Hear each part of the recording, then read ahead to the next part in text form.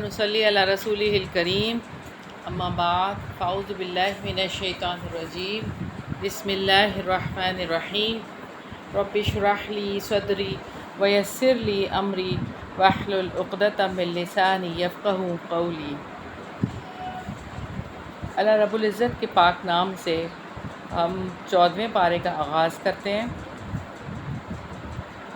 ربما یود الذین کفروا لو کانوا مسلمین، جن لوگوں نے کفر کیا بسا اوقات وہ تمنا کریں گے کہ کاش وہ بھی مسلمان ہوتے۔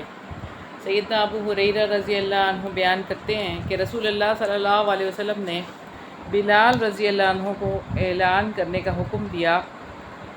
انہوں نے لوگوں میں اعلان کیا سوائے مسلمان شخص کے کوئی جنت میں داخل نہیں ہوگا۔ یہ بخاری کی کتاب الجہاد کی 3026 نمبر روایت ہے۔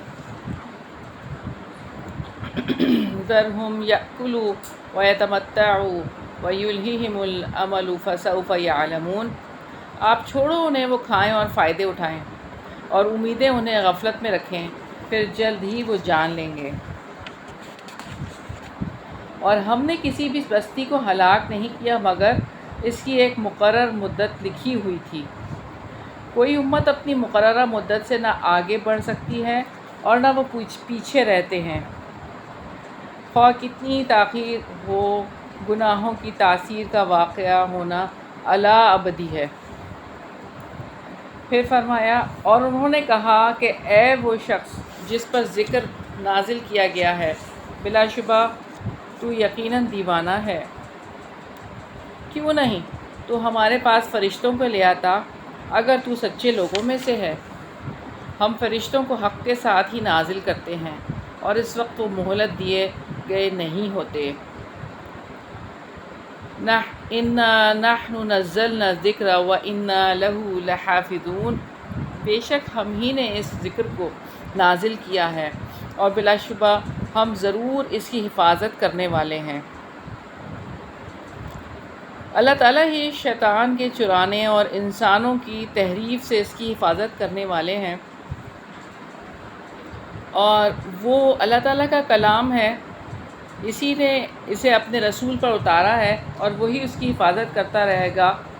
اور اس میں نبی پاک صلی اللہ علیہ وسلم کے لیے تسلی کا سامان بھی ہے کہ تمام مسلمانوں کے لیے بہت بڑی خوشخبری ہے کہ یہ ایسا مشن ہے ہدایت کی کہ اس کا نور تا قیامت تک جلتا ہی رہے گا، اور بجھانے کی جتنی بھی کوشش کی جائے گی، چاہے آندھیاں چلیں، چاہے طوفان آئیں، چاہے بڑی بڑی سازشیں ہوں، لیکن قیامت تک یہ قرآن بغیر کسی تحریف کے اور ذرا سی بھی اونچ نیچ کے باقی رہے گا، اور جب اللہ کا حکم آئے گا تو پھر یہ واقع ہوگا کہ وہ مصحف مٹ جائے گا۔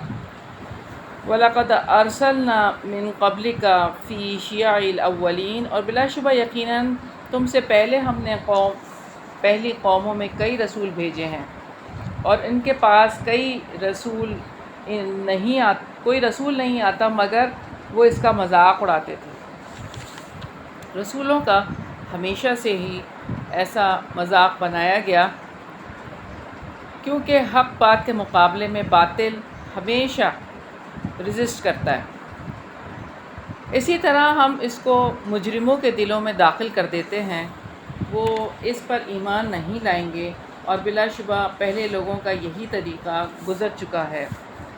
اور اگر ہم ان پر آسمان کا کوئی دروازہ کھول دیں بس وہ اس میں چڑھنے والے ہو جائیں۔ یعنی اللہ تعالیٰ یہاں فرما رہے ہیں کہ یہ ایسے ہٹ دھرم لوگ ہیں کہ اگر یہ دن دہاڑے آسمان پر چڑھتا بھی دیکھ لیں، بلکہ خود بھی اگر چڑھ جائیں، آسمان کے کھلے دروازے بھی دیکھ لیں، تب بھی ایمان نہیں لائیں گے۔ وَلَقَدْ جَعَلْنَا فِي السَّمَاءِ بُرُجًا وَزَيَّنَّاهَا لِلنَّاظِرِينَ، اور بلا شبہ یقیناً ہم نے آسمان میں برج بنائے ہیں اور ہم نے اسے دیکھنے والوں کے لیے مزین کر دیا ہے، اور ہم نے ہر شیطان مردود سے اس کی حفاظت کی ہے۔ آسمان کو کوئی شیطانی قوت خراب نہیں کر سکتی، کوئی شیطانی قوت اس میں داخل ہو کر اس کا نظام خراب نہیں کر سکتی۔ آسمانوں کے لیے دفاع کا نظام ہے، اور جس کو کوئی بھی چیز آسمانوں میں خرابہ نہیں مچا سکتی، یعنی کہ شیطان رجیم سے آسمان محفوظ ہیں۔ مگر جو کوئی سنی ہوئی بات چرا لے تو ایک روشن شعلہ اس کا پیچھا کرتا ہے، یعنی اگر کوئی شیطان چوری چھپے باتیں سننے کی کوشش کرے تو اسے ایک روشن انگارہ پیچھا کر کے سنگن لیتے ہوئے کو ڈھیر کر دیتا ہے، یعنی وہیں پر ہی اس کا خاتمہ کر دیتا ہے۔ اور ہم نے زمین کو پھیلا دیا ہے اور اس میں پہاڑ گاڑ دیے ہیں اور اس میں ہر چیز مناسب مقدار سے اگائی ہے، اور ہم نے اس میں تمہاری معیشت کے اسباب بنائے ہیں اور ان کے بھی جنہیں تم ہرگز روزی دینے والے نہیں ہو، اور کوئی چیز ایسی نہیں جس کے خزانے ہمارے پاس نہ ہوں، اور ہم اسے ایک معلوم اندازے کے ساتھ ہی نازل کرتے ہیں۔ اور ہم نے ہواؤں کو برابر بنا کر بھیجا، پھر ہم نے آسمان سے پانی اتارا، پس ہم نے وہ تمہیں پلایا اور تم اس کو ہرگز ذخیرہ کرنے والے نہیں ہو۔ اور بلا شبہ ہم ہی یقیناً زندگی دیتے اور ہم ہی موت دیتے ہیں اور ہم وارث ہیں۔ وَلَقَدْ عَلِمْنَا الْمُسْتَقْدِمِينَ مِنْكُمْ وَلَقَدْ عَلِمْنَا الْمُسْتَأْخِرِينَ، اور بلا شبہ یقیناً ہم نے جان لیا ہے جو تم میں سے بہت آگے جانے والے ہیں، اور بلا شبہ یقیناً ہم نے جان لیا جو بہت پیچھے آنے والے ہیں۔ اللہ تعالیٰ ہر ایک کے بارے میں انفرادی طور پر علم رکھتا ہے۔ اللہ تعالیٰ کے انفرادی علم کا اندازہ انسان اپنے فنگر پرنٹ سے بھی لگا سکتا ہے کہ ہر ایک کے نشانات مختلف ہوتے ہیں اور وہ دہرائے بھی نہیں جاتے۔ وَإِنَّ رَبَّكَ هُوَ يَحْشُرُهُمْ إِنَّهُ حَكِيمٌ عَلِيمٌ، اور یقیناً آپ کا رب ان سب کو اکٹھا کرے گا، بلا شبہ وہ کمال حکمت والا، سب کچھ جاننے والا ہے۔ رکوع نمبر 3 ہے وَلَقَدْ خَلَقْنَا الْإِنسَانَ مِنْ صَلْصَالٍ مِّنْ حَمَإٍ مَّسْنُونٍ، اور ہم نے انسان کو بدبودار کیچڑ سے بجنے والی مٹی سے پیدا کیا۔ اس گارے سے پیدا کیا ہے اللہ تعالیٰ نے کہ جس میں خشک ہونے کے بعد کھنکھناہٹ کی آواز پیدا ہو جاتی ہے، جیسے پکی ہوئی ٹھیکری کی آواز۔ اور اس سے پہلے جنوں کو ہم نے آگ کی لپٹ سے پیدا کیا۔ سموم ایسی شدید گرم ہوا ہے جو شدت حرارت کی وجہ سے رگ میں گھس جاتی ہے۔ اور جب تیرے رب نے فرشتوں سے کہا کہ یقیناً میں بدبودار کیچڑ سے بجنے والی مٹی سے ایک انسان پیدا کرنے والا ہوں، پھر جب میں اسے پورا بنا لوں اور اپنی روح اس میں پھونک دوں تو اس کے آگے سجدے کرتے ہوئے گر جانا، تو ان سب کے سب فرشتوں نے سجدہ کیا، مگر ابلیس نے انکار کر دیا کہ وہ سجدہ کرنے والوں کے ساتھ ہو۔ اللہ تعالیٰ نے فرمایا، اے ابلیس، تجھے کیا ہوا کہ تو سجدہ کرنے والوں کے ساتھ شامل نہ ہوا؟ اس نے کہا، میں ایسا نہیں ہوں کہ اس انسان کو سجدہ کروں جس کو تو نے بدبودار کیچڑ سے بجنے والی مٹی سے پیدا کیا ہے۔ اللہ تعالیٰ نے فرمایا، پھر یہاں سے نکل جا، بلا شبہ تو مردود ہے، اور بے شک جزا کے دن تک تجھ پر خاص لعنت ہے۔ اس نے کہا، اے میرے رب، پھر مجھے تو اس دن تک مہلت دے جب وہ اٹھائے جائیں گے۔ اللہ تعالیٰ نے فرمایا، بے شک تو مہلت دیے گئے لوگوں میں سے ہے، ایسے وقت کے دن تک جو معلوم ہے۔ اس نے کہا، اے میرے رب، اس وجہ سے کہ تو نے مجھے بہکایا ہے، میں زمین میں ضرور ان کے لیے گناہ مزین کروں گا اور ان کو سب کو ضرور بہکاؤں گا۔ جیسے یہاں پہ اللہ تعالیٰ کو شیطان نے کہا کہ جیسے آپ نے مجھے بہکا دیا، اپنی گناہوں کا مژدہ اللہ تعالیٰ پہ ڈالا گیا شیطان کی طرف سے۔ سیدہ صفیہ بنت حیی سے روایت ہے کہ رسول اللہ صلی اللہ علیہ وسلم نے فرمایا ہے کہ بے شک شیطان انسان میں خون کی طرح گردش کرتا ہے۔ یہ بخاری کی 3281 نمبر روایت ہے۔ مگر ان میں تیرے وہ بندے جو خالص کیے ہوئے ہیں، تو یہاں خالص بندوں کی بات کی ہے۔ سیدنا ابو ہریرہ رضی اللہ عنہ سے روایت ہے کہ رسول اللہ صلی اللہ علیہ وسلم نے فرمایا کہ اللہ تعالیٰ تمہاری صورتوں اور تمہارے مالوں کی طرف نہیں دیکھتا، بلکہ وہ تو تمہارے دلوں اور اعمال کی طرف دیکھتا ہے۔ یہ مسلم کی 6543 نمبر روایت ہے۔ تو جو جتنا خالص ہوگا اتنا شیطان اس سے دور بھاگ جائے گا۔ قال ھذا صراط علی مستقیم، اللہ تعالیٰ نے فرمایا یہ راستہ ہے جو مجھ تک سیدھا ہے۔ بے شک میرے بندوں پر تیرے لیے کوئی غلبہ نہیں ہوگا مگر جو گمراہوں میں سے تیرے پیچھے چلیں گے۔ اور بے شک جہنم یقیناً ان سب کے وعدے کی جگہ ہے۔ اس کے 7 دروازے ہیں، ہر دروازے کا ان میں سے تقسیم شدہ حصہ ہے۔ سیدنا نعمان بن بشیر رضی اللہ عنہ نے خطبہ دیتے ہوئے فرمایا کہ میں نے رسول اللہ صلی اللہ علیہ وسلم کو فرماتے ہوئے سنا کہ قیامت کے دن دروازے والوں میں دوزخ والوں میں سب سے ہلکا عذاب اس آدمی کو ہوگا جس کا پاؤں کے نیچے آگ کے 2 انگارے ہوں گے جن کی وجہ سے اس کا دماغ کھول رہا ہوگا۔ یہ صحیح مسلم کی 516 نمبر روایت ہے۔ رکوع نمبر 4 ہے ان المتقین فی جنات و عیون، بلا شبہ متقی باغوں اور چشموں میں ہوں گے۔ ادخلوها بسلام آمنین، سلامتی اور امن کے ساتھ ان میں داخل ہو جا۔ اور ان کے سینوں میں سے کینہ ہم کھینچ نکالیں گے، وہ آمنے سامنے تختوں پر بھائی بھائی ہوں گے۔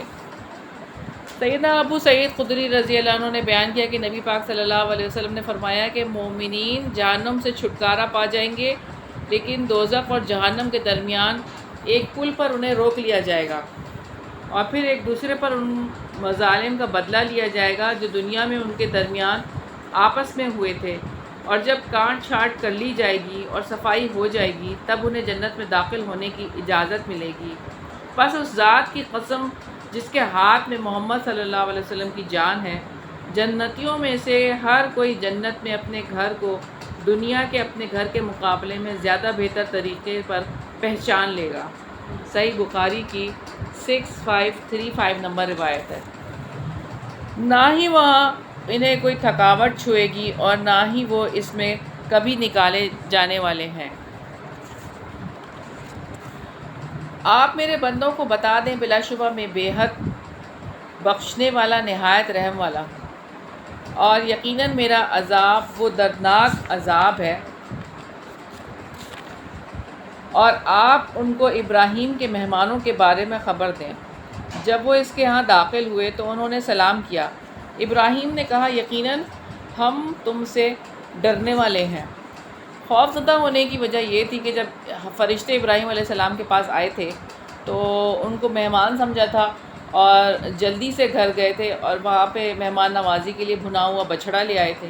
ان کی خدمت میں جب پیش کیا اور جب دیکھا کہ مہمانوں کے ہاتھ آگے نہیں بڑھتے تو ان پر خوف طاری ہوا کہ کہیں یہ چور وغیرہ تو نہیں ہے، حالانکہ وہ فرشتے تھے، انسان کے روپ میں آئے تھے اور ابراہیم علیہ السلام ان کو نہیں پہچان سکے۔ انہوں نے کہا ڈرو نہیں، بلا شبہ ہم آپ کو صاحب علم لڑکے کی خوشخبری دیتے ہیں۔ ابراہیم نے کہا کیا تم مجھے خوشخبری دیتے ہو جبکہ مجھے بڑھاپا آ پہنچا ہے؟ تو تم کس چیز کی خوشخبری دیتے ہو؟ ہم نے پہلے یہ پڑھا تھا کہ فرشتے جب آئے تھے حضرت سارہ کو خوشخبری دے رہے تھے اور یہاں پہ حضرت ابراہیم کو خوشخبری دے رہے ہیں۔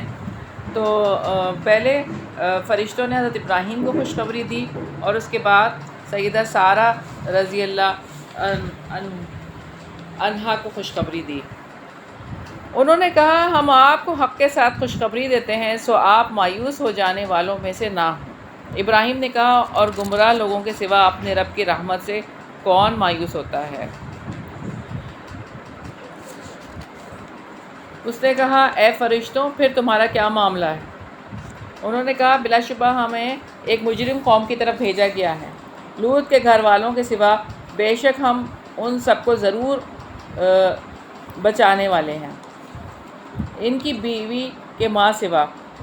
ہم نے مقدر کر دیا ہے کہ بے شک وہ یقیناً پیچھے رہ جانے والوں میں سے ہوگی۔ رکوع نمبر 5 ہے فَلَمَّا جَاءَ آلَ لُوطٍ الْمُرْسَلُونَ، پھر جب فرشتے لوط آل لوط کے پاس پہنچے۔ لوط نے کہا یقیناً تم لوگ اجنبی ہو۔ انہوں نے کہا بلکہ ہم تمہارے پاس اس چیز کو لے کر آئے ہیں جس میں وہ شک کیا کرتے تھے، اور ہم تمہارے پاس حق لائے ہیں، اور بلا شبہ ہم یقیناً سچے ہیں۔ بس تم رات کو کسی حصے میں اپنے گھر والوں کو لے چلو اور تم ان کے پیچھے پیچھے چلو، اور تم میں سے کوئی پلٹ کر نہ دیکھے، اور ہاں چلے جاؤ جہاں جانے کا تمہیں حکم دیا جاتا ہے۔ اور اسے ہم نے یہ فیصلہ پہنچا دیا کہ یقیناً صبح ہوتے ہی ان کی جڑ کاٹ دی جانے والی ہے۔ اور شہر کے لوگ خوش ہوتے ہوئے آ گئے۔ لوط نے کہا یقیناً یہ لوگ میرے مہمان ہیں، سو تم مجھے ذلیل نہ کرو، اور اللہ تعالیٰ سے ڈرو اور مجھے رسوا نہ کرو۔ انہوں نے کہا کیا ہم نے سارے جہانوں سے تمہیں منع نہیں کیا؟ لوط نے کہا یہ میری بیٹیاں ہیں اگر تم کرنے ہی والے ہو۔ آپ کی عمر کی قسم لعمرک انہم لفی سکرتہم یعمہون، آپ کی عمر کی قسم بلا شبہ وہ اپنے نشے میں بہک رہے تھے۔ پس دن نکلتے ہی انہیں ایک چنگھاڑ نے پکڑ لیا، تو ہم نے اس بستی کے اوپر کو اس کے نیچے کر دیا اور ان پر پکی ہوئی مٹی کے پتھروں کی بارش برسائی۔ اور جیسے کہ ہم نے پہلے بھی دیکھا تھا کہ یہ پتھر ان لوگوں کا پیچھا کرتے تھے جو بستی سے نکلنے کی کوشش کرتے تھے، اور یہ کل 4 بستیاں تھیں جن میں 4 لاکھ لڑنے والے مرد موجود تھے، اور یہ سب کے سب بدکار مجرم تھے۔ تو اس لیے اللہ تعالیٰ نے یہ پورا خطہ زمین اپنے فرشتے کے ذریعے اس کے پروں پہ اٹھا کر اور فضا میں بلند کر کے زمین پر مار دیا گیا، اور اس کے ساتھ ہی ایک زبردست دھماکے کی آواز بھی پیدا ہوئی، اور پھر یہ کہ پتھروں کی بارش ہوئی، اور یہ خطہ زمین کی سطح سمندر سے 400 میٹر نیچے چلا گیا، اور پانی اس کے اوپر آ گیا۔ یہ بحیرہ میت یا بحیرہ مردار اور ڈیڈ سی جسے کہتے ہیں وہ ہے۔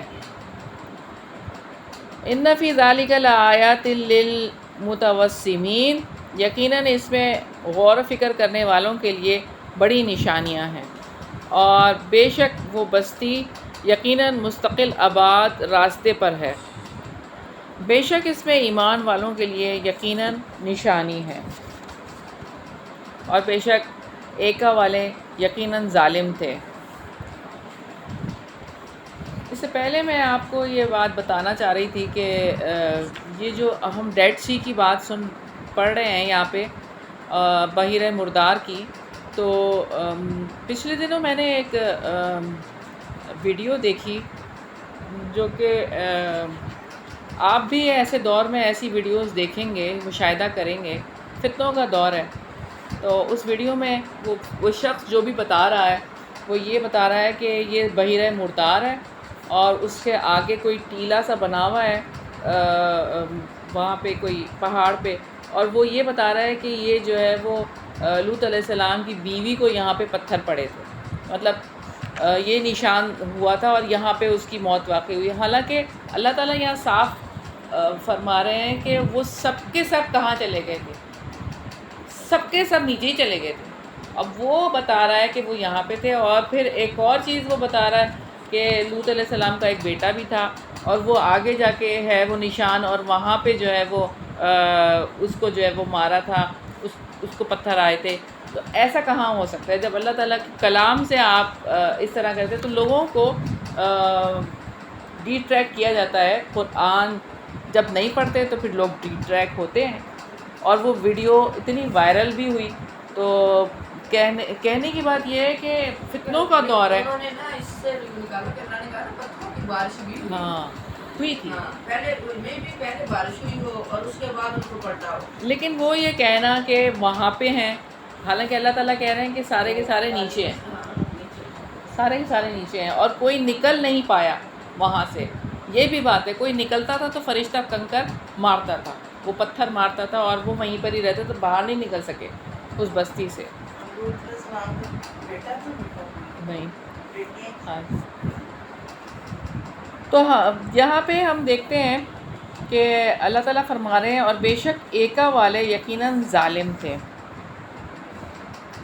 یہ شعیب علیہ السلام کی قوم کا ذکر ہے، اور شعیب علیہ السلام کو ایکا کی طرف اللہ تعالیٰ نے بھیجا تھا، اور وہ باغ ہے جس میں بکثرت درخت ہوں، تاکہ اللہ تعالیٰ ان پر اپنی نعمت کا ذکر فرمائے، مگر انہوں نے اللہ تعالیٰ کی اس نعمت کا شکر ادا نہ کیا، بلکہ اس کے برعکس جب ان کے نبی شعیب علیہ السلام ان کے پاس آئے اور ان کی توحید کی دعوت دی، ناپ تول میں ان لوگوں نے جو کمی کر کے ظلم کیا تھا اس سے منع کیا، تو انہوں نے بجائے منع ہونے کے اور ظلم پہ ڈٹ گئے اور جم گئے، تو ہم نے ان سے انتقام لیا، اور بے شک وہ دونوں بستیاں یقیناً کھلے راستے پر ہیں۔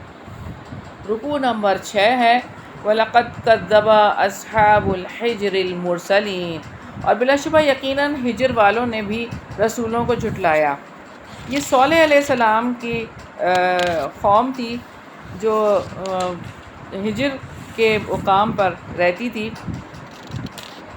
اور ہم نے ان کو اپنی نشانیاں دی، مگر وہ سب ان سے منہ موڑنے والے تھے، اور وہ پہاڑوں سے بے خوف ہو کر گھر تراشتے تھے، چنانچہ صبح ہوتے ہی انہیں ایک چنگھاڑ نے پکڑ لیا، پھر وہ ان کے کسی کام نہ آیا جو وہ کماتے تھے۔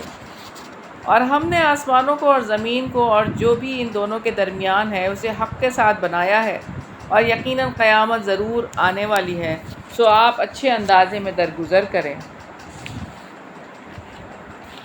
تو اللہ تعالیٰ نے زمین اور آسمان کو اور جو کچھ بھی اس کے درمیان ہے بے مقصد پیدا نہیں کیا، یہ ان لوگوں کو گمان ہے جنہوں نے کفر کیا، تو جنہوں نے کفر کیا ہے ان کے لیے آگ کی ہلاکت ہے۔ یہ سورہ صاد کی آیت ہے۔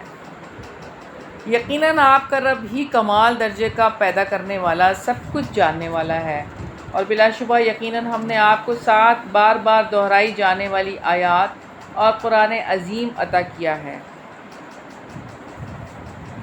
7 بار بار دہرائی جانے والی آیات سے مراد سورہ فاتحہ ہے۔ سیدنا ابو ہریرہ رضی اللہ عنہ نے بیان کیا، رسول اللہ صلی اللہ علیہ وسلم نے فرمایا، القرآن یعنی سورہ فاتحہ ہی 7 مثانی اور قرآن عظیم ہے۔ 7 مثانی سے مراد 7 بار بار دہرائی جانے والی آیات۔ یہ بخاری کی کتاب التفسیر 4704 نمبر روایت ہے۔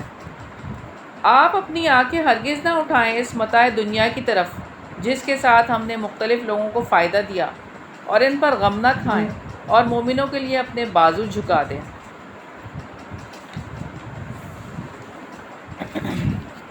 یہاں پہ نبی پاک صلی اللہ علیہ وسلم سے اللہ تعالیٰ مخاطب ہیں، لیکن دنیا کی رنگینیوں کو دیکھنے سے منع فرمایا اللہ تعالیٰ نے، اس میں گم ہونے سے۔ یہ ہمارے لیے ہے کہ کہیں دنیا کی شہوات میں ہم مشغول نہ ہو جائیں، اور ان بہاروں میں اس کی چند روزہ رونقوں کو نہ دیکھیں۔ ہم نے دنیا پرستوں کو اللہ تعالیٰ نے جیسے دولت دی ہے، فتنے میں مبتلا کیا ہے، تو اللہ تعالیٰ ہمیں یہ سمجھانا چاہ رہے ہیں کہ اس چیز سے بچ جانا اور ایسا نہ کرنا۔ اور نبی پاک صلی اللہ علیہ وسلم کے لیے شان جھکانے کی بات کی اللہ تعالیٰ نے۔ سیدنا سعد رضی اللہ عنہ سے روایت ہے کہ ہم 6 آدمی نبی پاک صلی اللہ علیہ وسلم کے ساتھ تھے، تو مشرک لوگوں نے نبی پاک صلی اللہ علیہ وسلم سے کہا کہ آپ ان لوگوں کو اپنے پاس سے ہٹا دیں تو ہم یہ جرت نہیں کر سکیں گے۔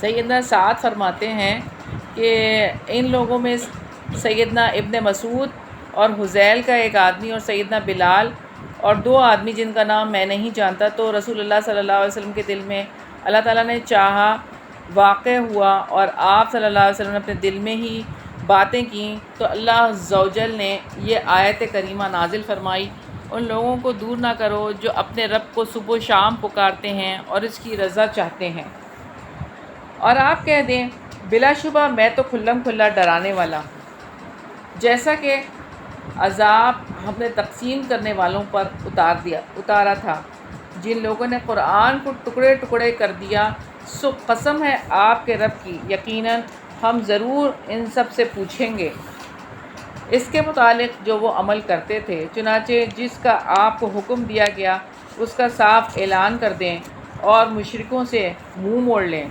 بلا شبہ آپ کی جانب سے ہم مذاق اڑانے والوں کے لیے کافی ہیں۔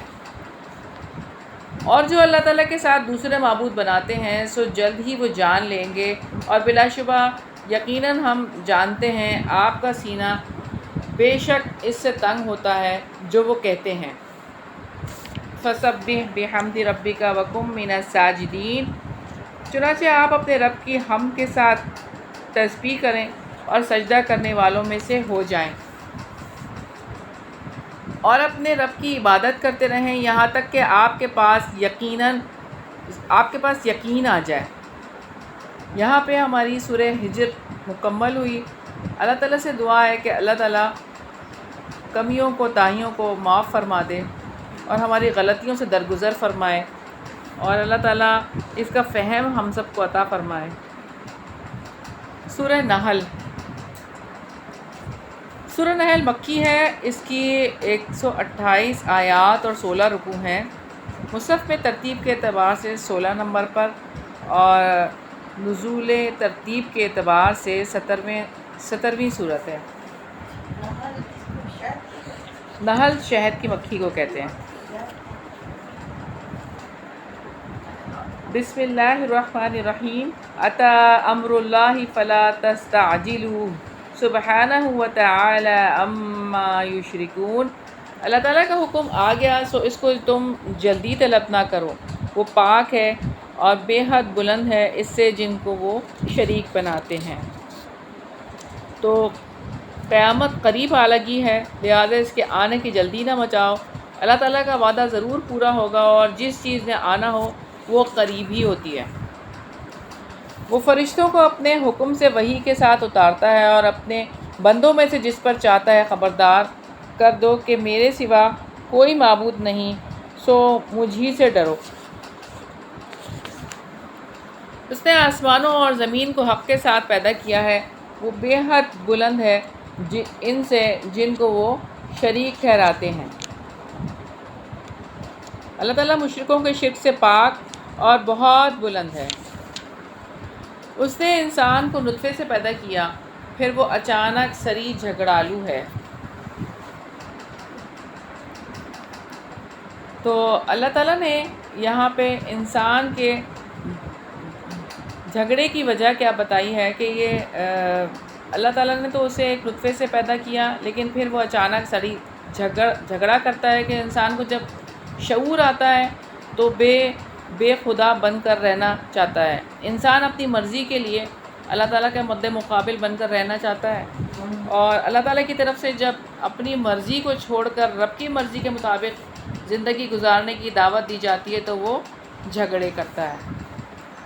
اور اس نے چوپائے پیدا کیے جن میں تمہارے لیے گرمی حاصل کرنے کا سامان اور بہت سے فوائد بھی، اور انہی میں سے تم کھاتے بھی ہو، اور ان میں تمہارے لیے جمال ہے جب شام کے وقت تم چرا کر لاتے ہو اور جب صبح کے وقت تم انہیں چرانے لے جاتے ہو۔ یعنی ایک تصویر کشی ہے اللہ تعالیٰ نے کہ جانور جب صبح جاتے ہیں تو ایک منظر ہے، اور جب شام کو آتے ہیں تو ایک اور منظر ہے کہ سب کے پیٹ بھرے ہوئے ہیں اور جب سارے جانور خوش ہیں، اور وہ تمہارے بوجھ اس شہر تک اٹھا لے جاتے ہیں جہاں تم جانوں کی مشقت کے بغیر کبھی پہنچنے والے نہیں تھے۔ یقیناً تمہارا رب بہت نرمی کرنے والا، نہایت رحم والا ہے۔ ابھی بھی کچھ جگہیں ایسی ہیں کہ جہاں پہ گاڑیاں یا کوئی اور سواری نہیں جا سکتی، صرف اور صرف جانور ہی جاتے ہیں، پہاڑوں پہ، ادھر اونچی جگہوں پہ، اور گھوڑے، خچر اور گدھے، تاکہ تم ان پر سواری کرو اور زینت کے لیے، اور وہ پیدا کرے گا جو تم نہیں جانتے ہو۔ اور سیدھا راستہ اللہ تعالیٰ تک پہنچتا ہے، اور ان میں سے کچھ راستے ٹیڑھے بھی ہیں، اور اگر وہ چاہتا تو ضرور تم سب کو ہدایت دے دیتا۔ تو پھر آزمائش ختم ہو جاتی اگر ساروں لوگوں کو ہدایت مل جاتی تو۔ رکوع نمبر 8 ہے۔ وہی ہے جس نے آسمان سے پانی نازل کیا، اس میں سے تمہارے پینے کے لیے، اور اسی سے پودے ہوتے ہیں جن میں تم جانور چراتے ہو۔ وہ اس کے ساتھ تمہارے لیے کھیتیاں اگاتا ہے اور زیتون اور کھجور اور انگور اور ہر قسم کے پھل بھی۔ یقیناً اس میں ضرور ایک نشانی ہے ان لوگوں کے لیے جو غور و فکر کرتے ہیں۔ تو یہاں پہ ہم دیکھیں کہ حضرت ابن عباس نے فرمایا کہ ایک گھڑی کا غور و فکر کرنا ایک رات کے قیام سے بہتر ہے۔ تو اللہ تعالیٰ سے دعا ہے کہ اللہ تعالیٰ ہمیں بھی ان لوگوں میں شامل کر لیں جو غور و فکر کرتے ہیں۔ اور اس نے تمہارے لیے رات اور دن اور سورج اور چاند کو مسخر کیا ہے اور تارے بھی اس کے حکم سے مسخر ہیں۔ بلا شبہ اس میں یقیناً بہت سی نشانیاں ہیں ان لوگوں کے لیے جو سمجھتے ہیں۔ اور زمین میں جو کچھ اس نے تمہارے لیے پھیلا دیا ہے جس کے مختلف رنگ ہیں، بلا شبہ اس میں یقیناً ایک نشانی ہے ان کے لیے جو نصیحت حاصل کرتے ہیں۔ اور وہی ہے جس نے سمندر کو مسخر کیا تاکہ تم اس میں سے تر و تازہ گوشت کھاؤ، اور اس سے تم زیور نکالو جسے تم پہنتے ہو، اور اس میں آپ دیکھتے ہیں کہ کشتیاں پانی کو چیرنے والی ہیں، اور تاکہ تم اس کا کچھ فضل تلاش کرو اور تاکہ تم شکر ادا کرو۔ تو سمندر میں سے خوبصورت موتی نکلتے ہیں اور کورلز بھی نکلتے ہیں جس کا ہم زیور بنا کے استعمال کرتے ہیں۔ اور اس نے زمین میں پہاڑ گاڑ دیے کہ تمہیں لے کر ڈگمگانے نہ لگے، اور اس میں دریا اور راستے بنا دیے تاکہ تم ہدایت پاؤ۔ اور بہت سی علامتیں ہیں اور تاروں سے بھی وہ ہدایت پاتے ہیں۔ تو کیا وہ جو پیدا کرتا ہے اس جیسا ہے جو پیدا نہیں کر سکتا؟ تو کیا تم نصیحت حاصل نہیں کرتے؟ تو اللہ تعالیٰ نے کہ شریک بناتے ہیں جنہوں نے اللہ تعالیٰ کے پیدا کرنے کی مانند پیدا کیا ہے کیا؟ تو کس اندھیرے میں ہیں؟ اور اگر تم اللہ تعالیٰ کی نعمتیں شمار کرنا چاہو تو انہیں شمار نہیں کر سکتے۔ یقیناً اللہ تعالیٰ بے حد بخشنے والا، نہایت رحم والا ہے۔ اگر پوری زندگی بھی ہم اللہ تعالیٰ کی نعمتوں کو گننے کے لیے لگا دیں تو ہماری زندگی ختم ہو جائے گی، اور اللہ تعالیٰ کے انعامات اور اس کی رحمت اور اس کا کرم وہ اتنا وسیع ہے کہ وہ ہماری زندگی ختم ہو جائے گی لیکن وہ انعامات ختم نہیں ہوں گے۔ اور اللہ تعالیٰ جانتا ہے جو کچھ بھی تم چھپاتے ہو اور جو بھی تم ظاہر کرتے ہو۔ اور وہ لوگ جنہیں وہ اللہ تعالیٰ کے سوا پکارتے ہیں وہ کسی چیز کو پیدا نہیں کر سکتے اور وہ خود پیدا کیے جاتے ہیں۔ وہ ہستیاں جو خود اپنے وجود کے لیے اللہ تعالیٰ کی محتاج ہوں وہ کیسے کوئی چیز پیدا کر سکتی ہیں؟ اور اس کے ساتھ ساتھ وہ تمام اوصاف کمال اور علم وغیرہ سے جو کہ اللہ تعالیٰ کے پاس ہیں وہ سب محروم ہیں، کیونکہ وہ اللہ کی مخلوق ہیں۔ وہ مردہ ہیں، زندہ نہیں ہیں، اور وہ نہیں جانتے کہ وہ کب اٹھائے جائیں گے۔ تو جو سن سکتے ہیں نہ دیکھ سکتے ہیں اور نہ عقل رکھتے ہیں، تو کیسے ہو سکتا ہے کہ وہ تمہاری باتوں کا جواب دیں؟ یا وہ تو یہ بھی نہیں جانتے کہ وہ کب اٹھائے جائیں گے۔ رکوع نمبر 9 ہے، الہکم الہ واحد، تمہارا معبود ایک ہی معبود ہے۔ چنانچہ جو لوگ آخرت پر ایمان نہیں رکھتے ان کے دل ہی انکار کرنے والے ہیں اور وہ بہت تکبر کرنے والے ہیں۔ کوئی شک نہیں کہ یقیناً اللہ تعالیٰ جانتا ہے جو وہ چھپاتے ہیں اور جو بھی وہ ظاہر کرتے ہیں۔ بلا شبہ وہ تکبر کرنے والوں سے محبت نہیں کرتا۔ تو اللہ تعالیٰ متکبرین سے محبت نہیں رکھتے اور ان سے بغض کی وجہ سے انہیں آگ کا عذاب دے کر ذلیل و رسوا کریں گے۔ اور جب ان سے کہا جاتا ہے کہ تمہارے رب نے کیا کچھ نازل کیا ہے تو کہتے ہیں کہ اگلے لوگوں کی بے اصل کہانیاں ہیں، تاکہ وہ قیامت کے دن اپنے بوجھ بھی پورے اٹھائیں اور ان کے بوجھوں میں سے بھی جنہیں وہ علم کے بغیر ہی گمراہ کرتے ہیں۔ سن لو، بہت ہی برا ہے وہ بوجھ جو وہ اٹھا رہے ہیں۔ سیدنا جریر بن عبداللہ رضی اللہ عنہ بیان کرتے ہیں کہ رسول اللہ صلی اللہ علیہ وسلم نے فرمایا کہ جس نے اسلام میں آ کر نیک بات یعنی کتاب و سنت کی بات جاری کی، اس کے لیے اپنے عمل کا بھی ثواب ہے، اور جو لوگ اس کے بعد عمل کریں گے اس کی دیکھا دیکھی ان کا بھی ثواب ہے، بغیر اس کے کہ ان لوگوں کا کچھ ثواب گھٹے۔ اور جس نے اسلام میں آ کر بری چال ڈالی، یعنی جس میں کتاب و سنت سے روکا ہے، اس کے اوپر اس کے عمل کا بھی بار ہے، اور ان لوگوں کا بھی بار ہے جو اس کے بعد عمل کریں بغیر اس کے کہ ان لوگوں کا بار کچھ گھٹے۔ یہ صحیح مسلم کی 2351 نمبر روایت ہے۔ رکوع نمبر 10 ہے، یقیناً ان لوگوں نے خفیہ تدبیریں کی جو ان سے پہلے تھے، تو اللہ تعالیٰ بنیادوں سے ان کی عمارت کو آیا، پس ان کے اوپر سے چھتیں ان پر گر پڑیں، اور ایسے رخ سے ان پر عذاب آیا جہاں سے وہ سوچتے نہیں تھے۔ کفار قریش سے پہلے اللہ تعالیٰ نے نمرود اور فرعون جیسے جابر بادشاہوں کو بھی، جیسے کہ حضرت ابراہیم اور حضرت موسیٰ علیہ السلام کے خلاف وہ چالیں چل رہے تھے، کس طرح سے حضرت ابراہیم علیہ السلام کو آگ میں ڈالا اور کس طرح سے موسیٰ علیہ السلام کو قتل کرنے کی سازش کی گئی۔ پھر قیامت کے دن وہ ان کو رسوا کرے گا اور کہے گا کہ میرے وہ شریک کہاں ہیں جن کے بارے میں تم جھگڑا کیا کرتے تھے؟ جن لوگوں کو علم دیا گیا تھا وہ کہیں گے کہ یقیناً آج کے دن رسوائی اور برائی کافروں پر ہے۔ سورہ انفال میں بھی اللہ تعالیٰ فرماتے ہیں، اور کاش آپ دیکھیں جب فرشتے ان لوگوں کی جان قبض کرتے ہیں جنہوں نے کفر کیا، وہ ان کے چہروں اور ان کی پشتوں پر مارتے ہیں اور کہتے ہیں جلنے کا عذاب چکھو۔ جن کو فرشتے اس حال میں وفات دیتے ہیں کہ وہ اپنی جانوں پر ظلم کرنے والے ہوتے ہیں، تو وہ فرما برداری پیش کرتے ہیں کہ ہم تو کوئی برا کام نہیں کرتے تھے، کیوں نہیں؟ یقیناً اللہ تعالیٰ خوب جاننے والا ہے جو بھی تم عمل کیا کرتے تھے۔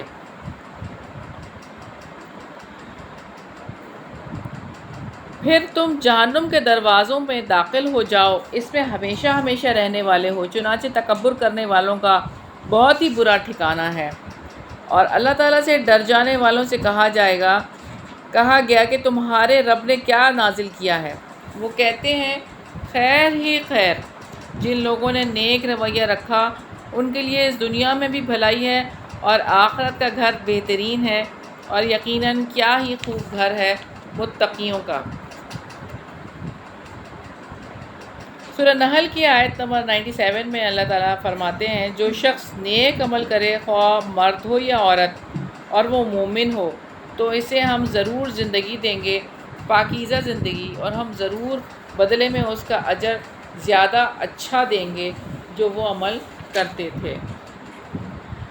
جنات عدن یدخلونہا تجری من تحتہا الانہار، ہمیشگی کی جنتیں جن میں وہ داخل ہوں گے، ان کے نیچے نہریں بہہ رہی ہوں گی، ان کے لیے وہ سب کچھ ان میں ہوگا جو وہ چاہیں گے۔ اسی طرح اللہ تعالیٰ متقیوں کو جزا دیتا ہے۔ جن کو فرشتے اس حال میں وفات دیتے ہیں کہ وہ پاک ہوتے ہیں، وہ کہتے ہیں تم پر سلامتی ہو، ان اعمال کے بدلے جنت میں داخل ہو جاؤ جو تم کیا کرتے تھے۔ سیدنا عبادہ بن صامت رضی اللہ عنہ سے روایت ہے کہ رسول اللہ صلی اللہ علیہ وسلم نے فرمایا کہ جو شخص اللہ تعالیٰ سے ملنے کو دوست رکھتا ہے، اللہ تعالیٰ بھی اس سے ملنے کو دوست رکھتا ہے، اور جو اللہ تعالیٰ سے ملنے کو پسند نہیں کرتا، اللہ تعالیٰ بھی اس سے ملنے کو پسند نہیں کرتا۔ سیدہ عائشہ رضی اللہ عنہ بعض آپ کی ازواج نے عرض کیا، مرنا تو ہم بھی پسند نہیں کرتے۔ آپ صلی اللہ علیہ وسلم نے فرمایا، اللہ تعالیٰ کے ملنے سے موت مراد نہیں، بلکہ بات یہ ہے کہ ایماندار آدمی کو جب موت آتی ہے تو اسے اللہ تعالیٰ کی خوشنودی اور اس کے یہاں اس کی عزت کی خوشخبری دی جاتی ہے۔ اس وقت مومن کو کوئی چیز اس سے زیادہ عزیز نہیں ہوتی جو اس کے آگے اللہ تعالیٰ سے ملاقات اور اس کی رضا اور جنت کے حصول کے لیے ہوتی ہے۔ اس لیے وہ اللہ تعالیٰ سے ملاقات کا خواہش مند ہو جاتا ہے اور اللہ تعالیٰ بھی اس کی ملاقات کو پسند کرتا ہے۔ بخاری کی 6507 نمبر روایت ہے۔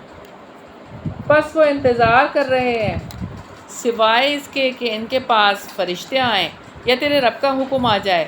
ان سے پہلے لوگوں نے بھی اسی طرح کیا تھا اور اللہ تعالیٰ نے ان پر ظلم نہیں کیا بلکہ وہ خود ہی اپنے اوپر ظلم کرتے تھے۔ چنانچہ انہیں ان کے برے اعمال کی خرابیاں پہنچیں اور ان کو گھیر لیا اس چیز نے جس کا وہ مذاق اڑایا کرتے تھے۔ رکوع نمبر 11 ہے وَقَالَ الَّذِينَ أَشْرَكُوا لَوْ شَاءَ اللَّهُ مَا عَبَدْنَا مِن دُونِهِ، اور جن لوگوں نے شرک کیا انہوں نے کہا کہ اگر اللہ تعالیٰ چاہتا تو نہ ہم کسی چیز کی عبادت کرتے اور نہ ہی ہمارے باپ دادا اور نہ ہم اس کے بغیر کسی چیز کو حرام ٹھہراتے۔ ان سے پہلے لوگوں نے بھی ایسا ہی کیا تو رسولوں پر صاف صاف پہنچا دینے کے سوا اور کچھ نہیں ہے۔ ان سے مراد کفار قریش اور ان کے مشرک ہیں۔ اور بلا شبہ یقیناً ہم نے ہر امت میں ایک رسول بھیجا کہ اللہ تعالیٰ کی عبادت کرو اور طاغوت سے اجتناب کرو۔ چنانچہ ان میں سے کچھ کو اللہ تعالیٰ نے ہدایت دی اور ان میں سے کچھ وہ تھے جن پر گمراہی مسلط ہو گئی۔ تو تم زمین میں سیر کرو پھر دیکھو کہ جھٹلانے والوں کا انجام کیسا ہوا۔ تو طاغوت سے مراد یعنی غیر اللہ کی عبادت سے بچنا ہے، شیطان سے بچنا ہے، اور اس سے کہ جو اللہ تعالیٰ کی راہ سے بھٹکاتا ہے وہ بھی طاغوت ہے، اور بتوں کی عبادت سے بچنا ہے۔ اگر آپ ان کی ہدایت کے خواہش مند ہیں تو یقیناً اللہ تعالیٰ اس کو ہدایت نہیں دیتا جسے وہ گمراہ کر دیتا ہے، اور نہ ہی ان کے لیے کوئی مددگار ہے۔ اور جنہوں نے اللہ تعالیٰ کے نام کی پختہ قسمیں کھائیں کہ جو مر جائے گا اللہ تعالیٰ اسے دوبارہ نہیں اٹھائے گا، کیوں نہیں؟ یہ اس کے ذمے ایک سچا وعدہ ہے لیکن اکثر لوگ جانتے نہیں۔ اکثر لوگوں سے مراد وہ کافر ہیں جو جی اٹھنے کو جھٹلاتے ہیں، تاکہ وہ ان کے لیے واضح کر دے جن میں وہ اختلاف کیا کرتے تھے، اور تاکہ جن لوگوں نے کفر کیا ہے وہ جان لیں کہ بلا شبہ وہی جھوٹے تھے۔ یقیناً جب ہم کسی چیز کا ارادہ کر لیں تو ہم اسے کہتے ہیں کہ ہو جا، بس وہ ہو جاتی ہے۔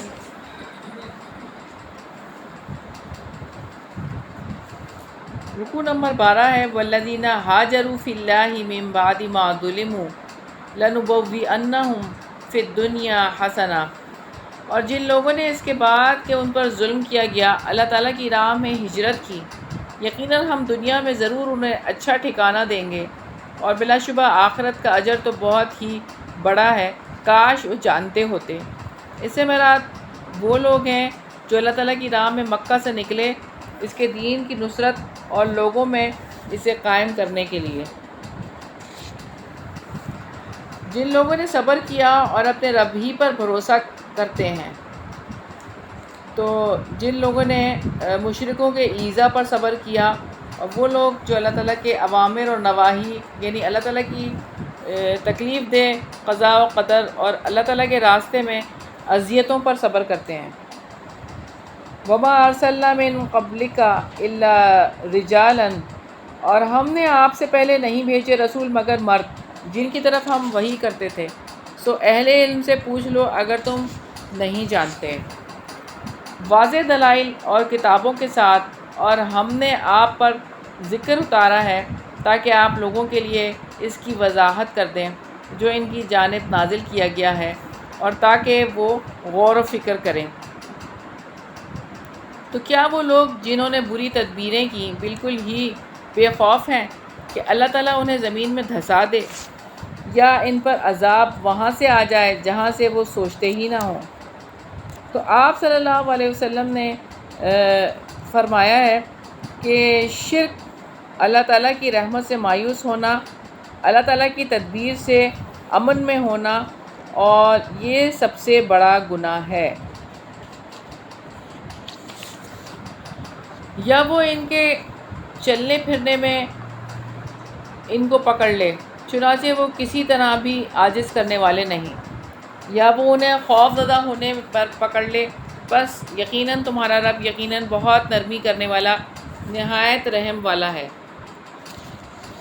اور کیا وہ دیکھتے نہیں کہ جو کچھ اللہ تعالیٰ نے پیدا کیا ہے، ان کے سائے اللہ تعالیٰ کو سجدہ کرتے ہوئے دائیں بائیں ڈھلتے ہیں، اس حال میں کہ وہ سب عاجزی کرنے والے ہیں۔ وَلِلَّهِ يَسْجُدُ مَا فِي السَّمَاوَاتِ وَمَا فِي الْأَرْضِ، اور اللہ تعالیٰ ہی کے لیے سجدہ کرتا ہے جو آسمانوں میں ہے اور جو زمین میں ہے، کوئی چلنے والا جانور ہو یا فرشتے، اور وہ تکبر نہیں کرتے۔ جیسے اللہ تعالیٰ نے سورہ رعد میں بھی فرمایا، اور آسمانوں اور زمین کی تمام مخلوق خوشی سے یا ناخوشی سے اللہ تعالیٰ ہی کے لیے سجدہ کرتی ہے، اور صبح و شام ان کے سائے بھی۔ وہ اپنے رب سے ڈرتے ہیں جو ان کے اوپر ہے، اور جو حکم بھی انہیں دیا جاتا ہے وہی کرتے ہیں۔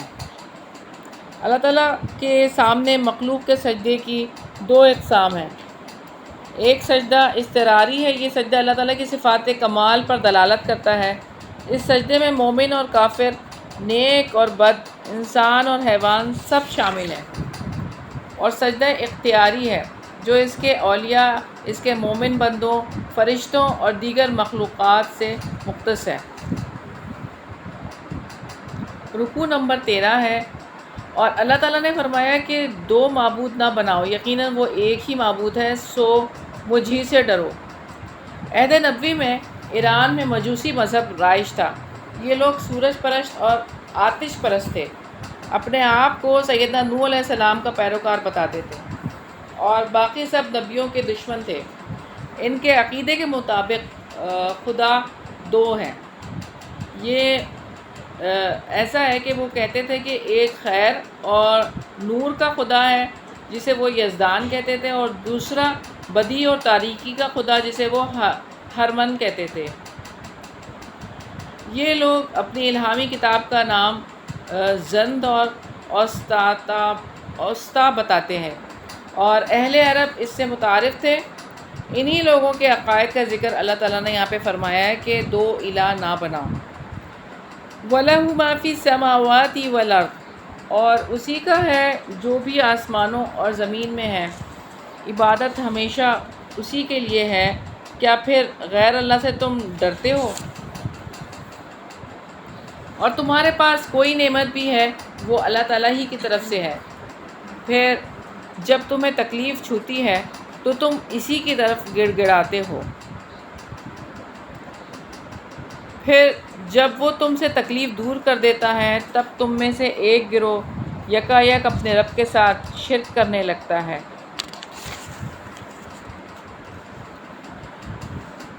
تاکہ وہ اس نعمت کی ناشکری کریں جو ہم نے انہیں عطا کی ہے، تو تم فائدہ اٹھاؤ، بس جلد ہی تم جان لو گے۔ سیدنا مستور رضی اللہ عنہ بنی فہر کے بھائی کہتے ہیں کہ رسول اللہ صلی اللہ علیہ وسلم نے فرمایا کہ اللہ کی قسم دنیا آخرت کے مقابلے میں اس طرح ہے کہ جس طرح تم میں سے کوئی آدمی اپنی انگلی اس دریا میں ڈال دے۔ شہادت کی انگلی کی طرف انہوں نے اشارہ کیا، پھر اس انگلی کو نکال کر دیکھے کہ اس میں کیا لگتا ہے۔ یہ مسلم کی 7197 نمبر روایت ہے۔ اور وہ ان کے لیے جن کو وہ نہیں جانتے ایک حصہ مقرر کرتے ہیں اس میں سے جو ہم نے ان کو رزق دیا ہے۔ اللہ تعالیٰ کی قسم تم سے ضرور اس بارے میں پوچھا جائے گا جو جھوٹ تم گھڑا کرتے تھے۔ اور وہ اللہ تعالیٰ کے لیے بیٹیاں قرار دیتے ہیں، پاک ہے اس کی ذات، اور اس کے لیے وہی ہیں جو وہ چاہتے ہیں۔ مشرکین عرب بھی اللہ تعالیٰ کے لیے فرشتوں کو بھی اور بتوں کو بھی دیویاں کہتے تھے، اور دیویوں کے متعلق ان کا عقیدہ یہ تھا کہ وہ بیٹیاں ہیں اللہ تعالیٰ کی۔ اور ان کے یہاں 3 مشہور دیویاں تھیں، لات، عزیٰ اور منات۔ اور جب ان میں سے کسی کو بیٹی کی خوشخبری سنائی جاتی ہے تو اس کا چہرہ سیاہ ہو جاتا ہے اور وہ غم سے بھرا ہوتا ہے. تو جو کہ ہم دیکھتے ہیں کہ وہ دور جاہلیت تھا کہ بیٹی کی پیدائش پر وہ منہ چھپاتے تھے. حالانکہ نبی پاک صلی اللہ علیہ وسلم نے بیٹی کے حوالے سے فرمایا کہ جس شخص کی 3 لڑکیاں ہوں اور وہ اس پر صبر کرے، انہیں اچھا کھلائے، اچھا پلائے اور اچھا پہنائے، وہ اس کے لیے قیامت کے دن جہنم کی آگ سے ڈھال ثابت ہوں گی. یہ ابن ماجہ کی 3669 نمبر روایت ہے. اس خوشخبری کی برائی کی وجہ سے جو اسے دی گئی ہے وہ لوگوں سے چھپتا پھرتا ہے کہ ذلت کے باوجود ہی اسے رکھ چھوڑے یا اسے مٹی میں دبا دے. سن لو، بہت ہی برا ہے جو وہ فیصلہ کرتے ہیں. قبیلہ بنی تمیم کے رئیس قیس بن عاصم جب انہوں نے اسلام قبول کیا تو انہوں نے عرض کیا کہ میں نے اپنے ہاتھ سے 8 لڑکیاں دفن کی ہیں. تو نبی پاک صلی اللہ علیہ وسلم نے فرمایا، اے قیس، ہر لڑکی کے کفارے میں ایک غلام آزاد کرو. اور پھر عرض کی کہ یا رسول اللہ، میرے پاس اونٹ ہیں. فرمایا، ہر لڑکی کے کفارے میں ایک اونٹ کی قربانی کرو.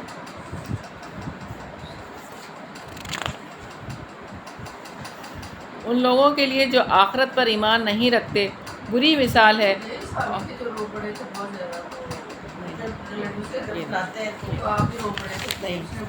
وہ ایک اور روایت ہے، اور وہ روایت ایسی ہے کہ اس میں انہوں نے پورا واقعہ سنایا ہے کہ جس میں وہ اپنی بیٹی کو ساتھ لے کر گئے ہیں اور اس سے پہلے ان کو پتہ نہیں تھا کہ وہ ان کی بیٹی ہے، اور وہ گھر میں آتی جاتی تھی. ان کی جو بیوی تھی انہوں نے چھپایا تھا.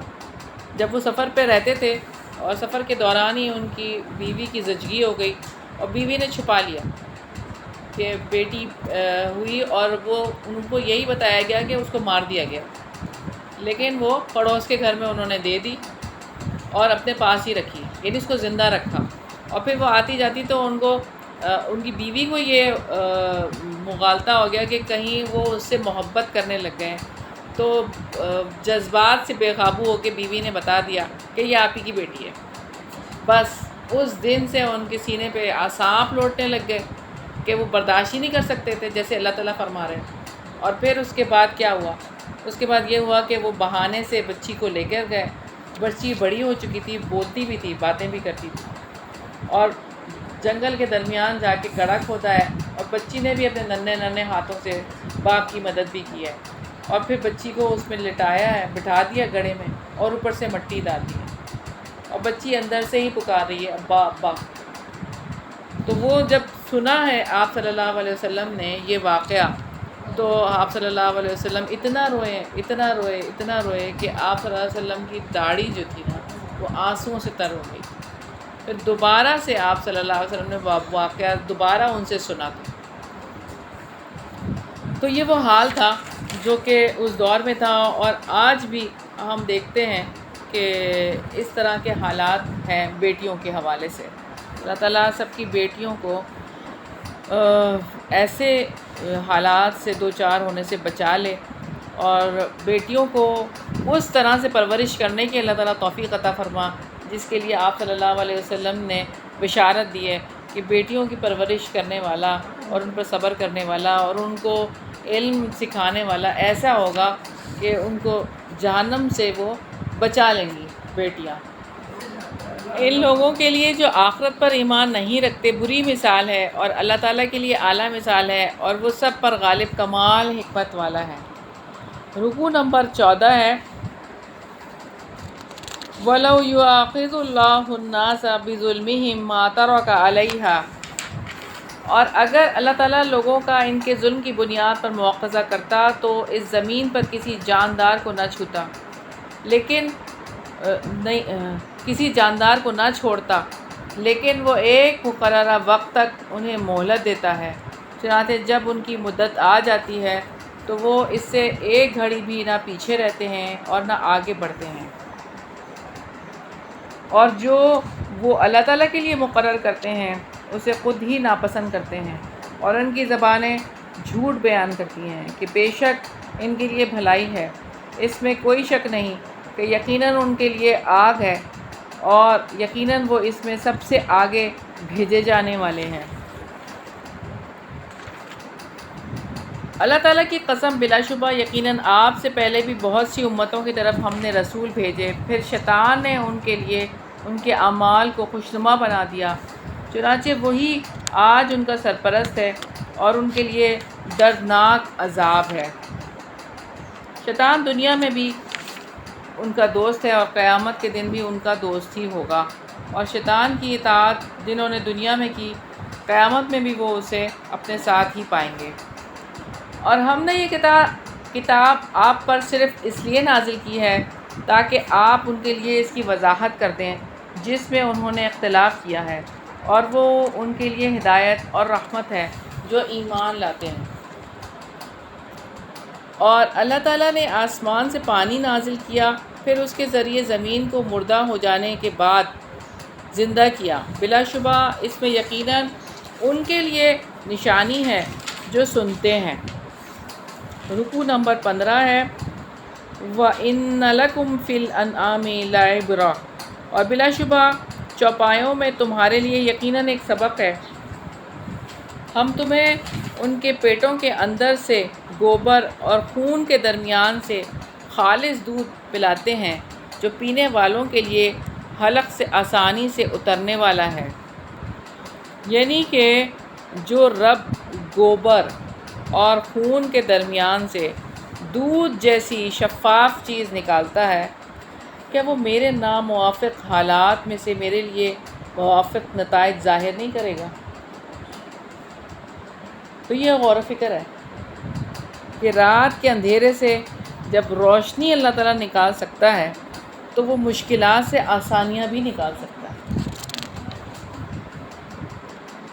اور کھجور اور انگور کے پھلوں سے بھی جس سے تم نشہ آور چیز بناتے ہو، اور اچھا رزق بھی، بلا شبہ اس میں یقیناً ان کے لیے نشانی ہے جو عقل رکھتے ہیں۔ سیدنا عمر رضی اللہ عنہ روایت کرتے ہیں کہ رسول اللہ صلی اللہ علیہ وسلم نے ارشاد فرمایا کہ ہر نشہ آور چیز شراب ہے اور ہر نشہ آور چیز حرام ہے۔ صحیح مسلم 5218 نمبر۔ اور آپ کے رب نے شہد کی مکھی کی طرف وحی کی کہ کچھ پہاڑوں اور کچھ درختوں میں سے گھر بنا، اور اس میں سے بھی جنہیں وہ چڑھاتے ہیں۔ شہد کی مکھیاں جو چھتا تعمیر کرتی ہیں، اس میں 30,000 مکھیاں ہوتی ہیں۔ وہ مل جل کر کام کرتی ہیں اور اپنے لعاب سے چھتے میں چھوٹے چھوٹے ایک برابر کے خانے بنا لیتی ہیں۔ یہ اللہ تعالیٰ کا ایک ہمارے لیے غور و فکر کرنے کے لیے ایک ایسا اللہ تعالیٰ نے چیز ہمیں دی ہے کہ اس پہ جتنا بھی غور و فکر کریں کم ہے۔ پھر ہر قسم کے پھلوں سے کھاؤ، پھر اپنے رب کے مسخر کیے ہوئے راستوں پر چلو۔ ایک شربت اس کے پیٹ سے نکلتا ہے جن کے رنگ مختلف ہوتے ہیں، اس میں لوگوں کے لیے شفا ہے، بلا شبہ اس میں یقیناً ان کے لیے ایک نشانی ہے جو غور و فکر کرتے ہیں۔ سیدہ عائشہ رضی اللہ عنہا سے روایت ہے، نبی پاک صلی اللہ علیہ وسلم نے فرمایا کہ دو تندرستی پکڑنے والی چیزیں لازم پکڑ لو، شہد اور قرآن۔ اور ایک اور روایت میں ہمیں ملتا ہے کہ آپ صلی اللہ علیہ وسلم شیرینی اور شہد بہت پسند کرتے تھے، یعنی میٹھا اور شہد بہت پسند کرتے تھے آپ صلی اللہ علیہ وسلم۔ پھر فرمایا، اور اللہ تعالیٰ نے تمہیں پیدا کیا ہے، پھر وہی تمہیں موت دیتا ہے، اور تم میں سے کوئی نکمی عمر کو لوٹا دیا جاتا ہے تاکہ وہ جاننے کے بعد کچھ نہ جانے۔ یقیناً اللہ تعالیٰ سب کچھ جاننے والا، پوری طرح قدرت رکھنے والا ہے۔ سیدنا انس بن مالک رضی اللہ عنہ نے بیان کیا کہ رسول اللہ صلی اللہ علیہ وسلم دعا کیا کرتے تھے، اعوذ بک من البخل والکسل وارذل العمر وعذاب القبر وفتنة الدجال وفتنة المحیا والممات۔ اے اللہ میں تیری پناہ مانگتا ہوں بخل سے، سستی سے، ارذل عمر سے یعنی نکمی اور خراب عمر جو کہ 80 یا 90 سال کے بعد ہوتی ہے، اور عذاب قبر سے، دجال کے فتنے سے، اور زندگی اور موت کے فتنے سے۔ یہ بخاری کی 4707 نمبر روایت ہے۔ اور اللہ تعالیٰ نے تمہیں ایک دوسرے پر رزق میں فضیلت دی ہے، تو جن لوگوں کو فضیلت دی گئی وہ اپنا رزق ان پر لوٹا دینے والے نہیں ہیں، جن کے مالک ان کے دائیں ہاتھ ہیں، کہ پھر وہ اس میں برابر ہو جائیں، تو کیا وہ اللہ تعالیٰ کی نعمت کا انکار کرتے ہیں؟ اور اللہ تعالیٰ نے تمہارے لیے تم ہی میں سے بیویاں بنائی، اور تمہارے لیے تمہاری بیویوں سے بیٹے اور پوتے بنائے، اور اس نے تمہیں پاکیزہ چیزوں کا رزق دیا، تو کیا پھر بھی باطل پر وہ ایمان رکھتے ہیں اور اللہ تعالیٰ کی نعمت کا وہ انکار کرتے ہیں؟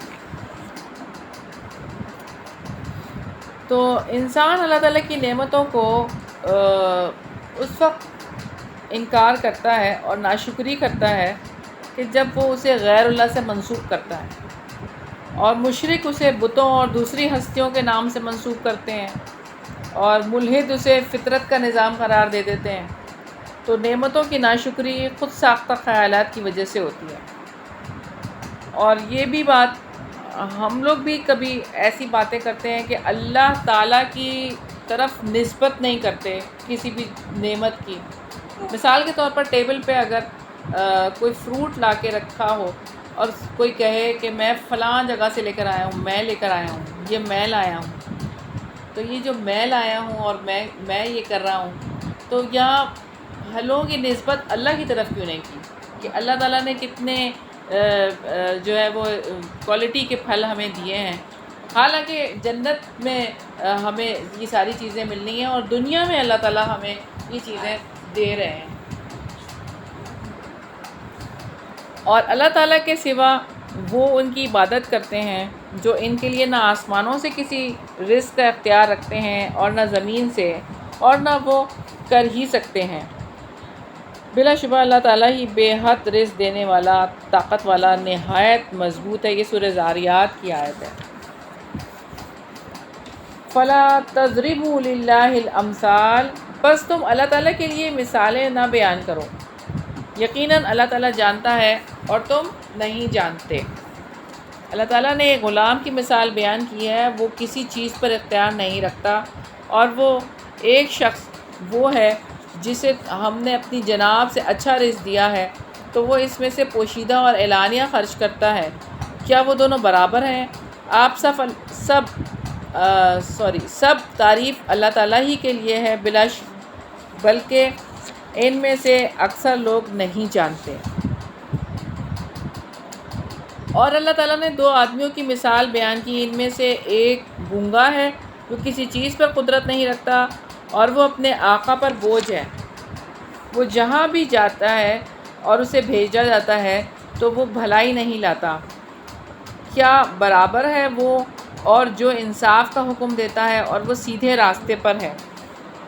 جن کے بارے میں ابن عباس ان مثالوں کے بارے میں فرماتے ہیں کہ یہ کافر اور مومن کی مثال ہے، اور یہ ابن کثیر کی روایت ہے۔ رکوع نمبر 17 ہے، وَلِلَّهِ غَيْبُ السَّمَاوَاتِ وَالْأَرْضِ وَمَا أَمْرُ السَّاعَةِ إِلَّا، اور آسمانوں اور زمین کا غیب اللہ تعالیٰ ہی کے لیے ہے، اور قیامت کا معاملہ پلک جھپکنے جیسا ہے، یا وہ اس سے بھی زیادہ قریب ہے۔ یقیناً اللہ تعالیٰ ہر چیز پر پوری قدرت رکھنے والا ہے۔ اور اللہ تعالیٰ نے تمہاری ماؤں کے پیٹوں سے تمہیں نکالا کہ تم کچھ بھی جانتے نہ تھے، اور اس نے تمہارے لیے کان اور آنکھیں اور دل بنائے تاکہ تم شکر ادا کرو۔ تو یہی وہ اعضاء ہیں، ہمارے جوارے ہیں کہ جن سے اللہ تعالیٰ سوال بھی کریں گے، اور شکر انہی سے بجا لانا ہے۔ تو جو کوئی ان جوارے کو اللہ تعالیٰ کی اطاعت کے علاوہ کہیں اور استعمال کرتا ہے، تو یہی جوارے ہوں گے اور یہی ہمارے اعضاء ہوں گے جو ہمارے خلاف حجت بن جائیں گے۔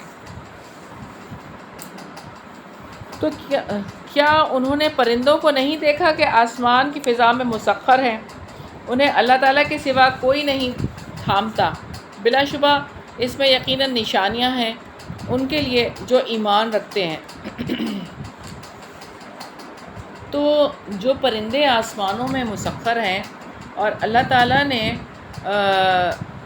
ان کو فضاؤں میں رکھا ہوا ہے، تو پرندوں کو اڑانے والا کون ہے؟ وہ رب ہے۔ اور جب وہ پرندے اپنے پروں کو سکیڑ لیتے ہیں آسمان پر، اور وہ آسمان پہ ہی رہتے ہیں، یعنی فضا میں ہی رہتے ہیں، وہ نیچے تو نہیں گرتے پروں کو سکڑنے کے باوجود بھی، تو کون ہے وہ جو ان کو تھامے ہوئے ہے؟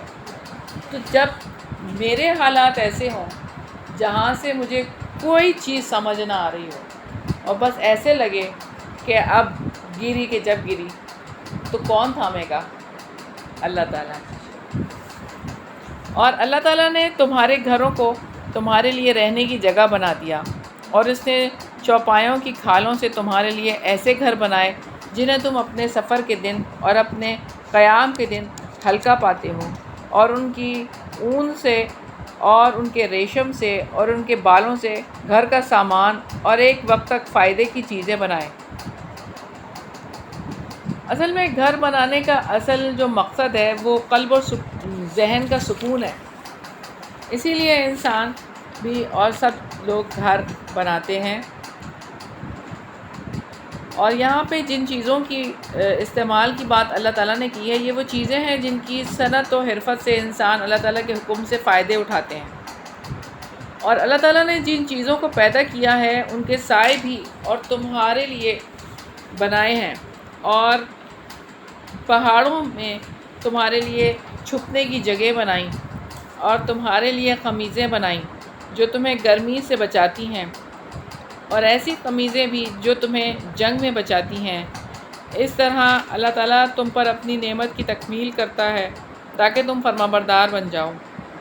یعنی اللہ تعالیٰ نے ہر موقع کی مناسبت سے انسانوں کو جو شعور دیا، فہم دیا، تو اس مناسبت سے وہ جنگ میں بھی زریں بنا لیتے ہیں اور ویسے بھی عام لباس بھی بنا لیتے ہیں۔ اللہ تعالیٰ کی نعمتوں سے وہ اس طرح سے بھی فائدہ اٹھاتے ہیں۔ پھر اگر یہ منہ موڑیں تو یقیناً آپ کے ذمہ واضح پہنچا دینا ہے۔ وہ لوگ اللہ تعالیٰ کی نعمت کو پہچانتے ہیں اور پھر اس کا انکار کرتے ہیں، اور ان میں سے اکثر لوگ کافر ہیں۔ یعنی اس کی نعمتوں کی ناشکری کرنے والے اور اللہ تعالیٰ اور اس کے رسول کے ساتھ تکبر سے پیش آنے والے جو ہیں، وہ ان کو اللہ تعالیٰ سزا دے گا۔ اور جس دن ہم ہر امت میں سے ایک گواہ اٹھائیں گے، پھر ان لوگوں کے لیے جنہوں نے کفر کیا نہ اجازت دی جائے گی اور نہ ہی ان سے معافی کی درخواست کی جائے گی۔ اور جب وہ لوگ عذاب دیکھیں گے جنہوں نے ظلم کیا، تو ان سے ہلکا نہیں کیا جائے گا اور نہ وہ کوئی مہلت دیے جائیں گے۔ اور جب مشرک اپنے شریکوں کو دیکھیں گے تو کہیں گے کہ اے ہمارے رب، یہی ہمارے وہ شریک ہیں جنہیں ہم تیرے سوا پکارا کرتے تھے۔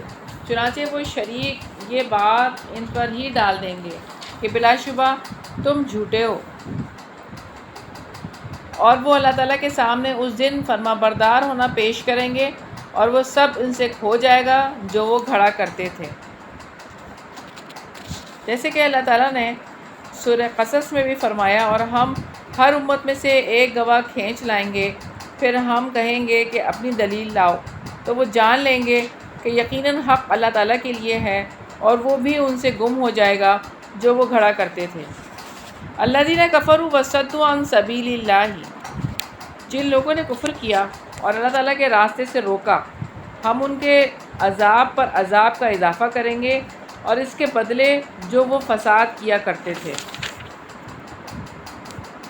گمراہ قائدین جو ہوں گے ان کے لیے عذاب پر عذاب میں اضافہ ہوگا، اس لیے کہ وہ گمراہی کی قیادت کرتے تھے۔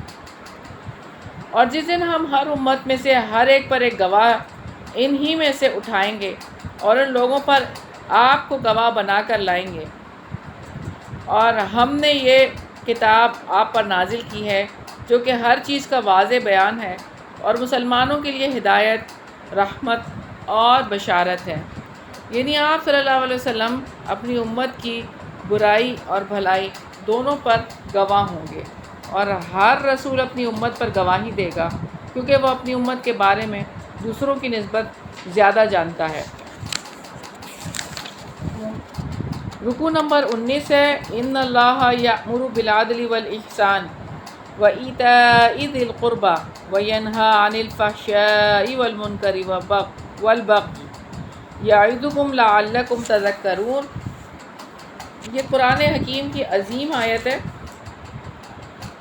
یقیناً اللہ تعالیٰ عدل کا اور احسان کا اور رشتہ داروں کو دینے کا حکم دیتا ہے، اور وہ بے حیائی اور برائی اور زیادتی سے روکتا ہے۔ وہ تمہیں نصیحت کرتا ہے تاکہ تم نصیحت حاصل کرو۔ سیدنا ابو ہریرہ نے بیان کیا، رسول اللہ صلی اللہ علیہ وسلم نے فرمایا کہ انسان کے بدن کے 360 جوڑوں میں سے ہر جوڑ پر اس دن کا صدقہ واجب ہے جس میں سورج طلوع ہوتا ہے، اور لوگوں کے درمیان انصاف کرنا بھی ایک صدقہ ہے۔ تو انصاف کرنا بھی صدقے کے برابر ہے۔ یہ بخاری کی 2707 نمبر روایت ہے۔ اور اللہ تعالیٰ نے یہاں پہ احسان کی بات کی ہے، اور احسان عدل سے زائد ہوتا ہے، اور یعنی کہ کسی کو خوبصورت کر کے دینا، اور اللہ تعالیٰ کو عبادات خوبصورت کر کے پیش کرنا، کسی کے مدد کرنا تو خوبصورت انداز سے کرنا، یعنی بڑھ کر، آگے بڑھ کر، جو عدل ہے، جو برابر تھا وہ تو کر دیا، لیکن اس سے بھی بڑھ کر اگر کر دیا تو وہ کیا ہے؟ وہ احسان ہے۔ اور احسان کرنے کی وجہ سے کیا ہوتا ہے کہ بہت خوشگوار معاشرہ ہو جاتا ہے، اور افراد کے درمیان اپنائیت بھی بہت زیادہ ہو جاتی ہے، اور لوگوں میں فدا ہونے کا جذبہ بہت زیادہ پیدا ہو جاتا ہے، دشمنیاں دور ہو جاتی ہیں، اور اخلاق کا اظہار ہوتا ہے، اور یہ کہ عدل قائم ہو جاتا ہے، اور معاشرے میں ایک طرح سے بہت ہی اچھے جذبات فروغ پاتے ہیں۔ اور تم اللہ تعالیٰ کے عہد کو پورا کرو جب تم آپس میں عہد کرو، اور اپنی قسمیں پختہ کرنے کے بعد توڑ نہ دیا کرو، جبکہ اللہ تعالیٰ کو تم اپنے اوپر ضامن بنا چکے ہو۔ بلا شبہ اللہ تعالیٰ جانتا ہے جو بھی تم کرتے ہو۔ تو آپ صلی اللہ علیہ وسلم نے فرمایا، جو شخص کسی بات کی قسم کھائے اور پھر کسی دوسری بات کو اس سے بہتر پائے تو اپنی قسم کا کفارہ ادا کر دے اور بہتر بات پر عمل کر لے۔ صحیح مسلم کی 4271 نمبر روایت ہے۔ اور تم اس عورت جیسے نہ ہو جاؤ جس نے مضبوط کرنے کے بعد اپنا سود توڑ کر ٹکڑے ٹکڑے کر ڈالا۔ تم اپنی قسموں کو آپس میں فریب کا ذریعہ بناتے ہو تاکہ ایک گروہ دوسرے گروہ سے زیادہ بڑھ جائے۔ یقیناً اللہ تعالیٰ اس کے ساتھ تمہیں آزماتا ہے، اور قیامت کے دن وہ تمہارے لیے ضرور بیان کرے گا جس میں تم اختلاف کیا کرتے تھے۔ اور اگر اللہ تعالیٰ چاہتا تو یقیناً سب کو ایک ہی امت بنا دیتا، لیکن وہ جسے چاہتا ہے گمراہی میں ڈال دیتا ہے، جسے چاہتا ہے ہدایت دیتا ہے، اور تم سے ضرور اس کے بارے میں پوچھا جائے گا جو تم عمل کیا کرتے تھے۔ تو ضرور اللہ تعالیٰ اس بارے میں پوچھیں گے، یعنی تم سے تمہارے اچھے برے اعمال کے بارے میں ضرور سوال کیا جائے گا، اور اس کا تمہیں اللہ تعالیٰ پورا بدلہ دے گا۔ اور تم اپنی قسموں کو آپس میں فریب کا ذریعہ نہ بناؤ کہ کوئی قدم اپنے جمنے کے بعد پھسل جائے، اور تم برائی کا مزہ چکھو اس کے بدلے میں جو تم نے اللہ تعالیٰ کی راہ سے روکا، اور تمہارے لیے بہت بڑا عذاب ہے۔ اور اللہ تعالیٰ کے عہد کو تھوڑی قیمت کے عوض مت بیچو، بلا شبہ جو اللہ تعالیٰ کے پاس ہے وہی تمہارے لیے زیادہ بہتر ہے اگر تم جانتے ہو۔ جو کچھ تمہارے پاس ہے وہ ختم ہو جائے گا، اور جو کچھ اللہ تعالیٰ کے پاس ہے باقی رہنے والا ہے۔ اور جن لوگوں نے صبر کیا ہم ضرور ان کو زیادہ اچھا بدلہ دیں گے اس کا جو وہ عمل کیا کرتے تھے۔ یعنی ان کی نیک اعمال کا بدلہ 10 گنا سے لے کر 700 گنا تک ہے۔ اللہ تعالیٰ کسی نیک انسان کا اجر ضائع نہیں کرتا۔